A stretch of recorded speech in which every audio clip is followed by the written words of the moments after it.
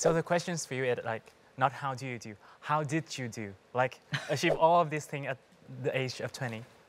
Well, I suppose compared to like 5 years ago, I would have never imagined myself to be, I'm even sitting here today on the show and talking about my achievements and talking about my journey and all of the things that I've done for myself and more for my community.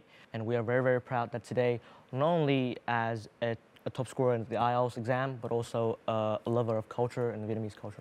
I was actually flabbergasted looking at your profile, and I was like extremely impressed with the last one, the translator, New York Times bestseller, Still Like an Artist. So I'm a little bit curious about like how that opportunity came to you and like how you became a translator at such a young age. That's the question that I've been asked many, many times by a lot of my friends and the people who've read my books.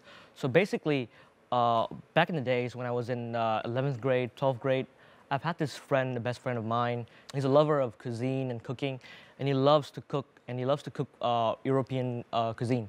And basically, he wanted to read books that are in English in order to cook his recipes. And he talked to me and he said, there are a bunch of books that I would love to read, but because my English ability is not that good, I won't be able to understand and I won't be able to learn these dishes to cook for my family and to go to competitions. So I was like, that's very unfortunate and that's unfair because, you know, the world holds a lot of wisdom and the knowledge is literally infinite. And just because somebody only knows one language and maybe their global language is the English language, their proficiency is not that good.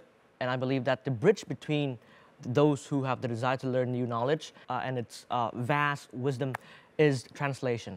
And that's why I came up with a desire to translate books into Vietnamese or Vietnamese books into English so that we can create a bridge that connects us all. And very luckily, I was noticed by Alpha Books, which is a leading publisher in Vietnam, and we collaborated to translate a book for the Vietnamese creative community. So that's how it came to be. And it's really, really hard to translate from one language to another because not only of the language style, but also the prose, very, very hard to get right.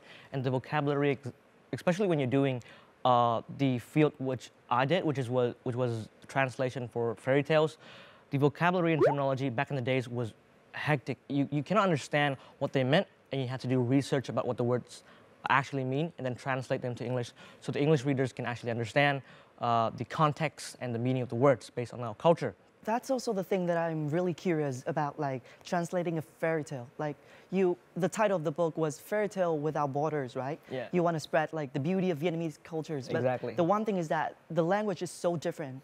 I have read an article about of translating Chuyện Kiều, and for example, we have a word người đời ai khắp tố như Trang. The khắp is different from khóc, and it's very difficult for a translator to translate into English. So how did you really do it for like all the, you know, inside jokes of Vietnamese back then, or things that they could not understand if they are not Vietnamese or Asian? Right, so it's a common thing that in Vietnamese culture, there are different things that the foreigners might understand.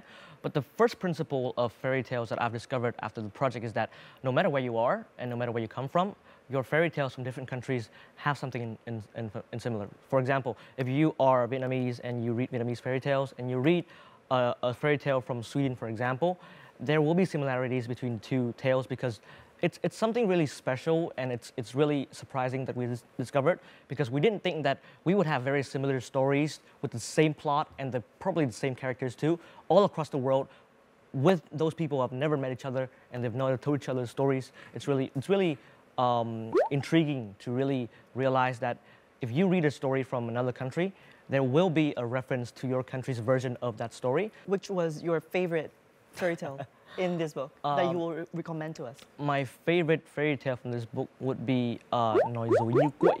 The translator translated the title into Playing the Trick Like Quậy. So it's basically a story telling you the consequences and the severity of lies and how we should be honest in our lives.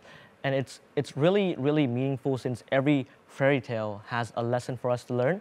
And these lessons, when children read them, they understand the basic meaning. But as we grow up, we read these stories again and we realize that there's much more to it than just the basic lessons.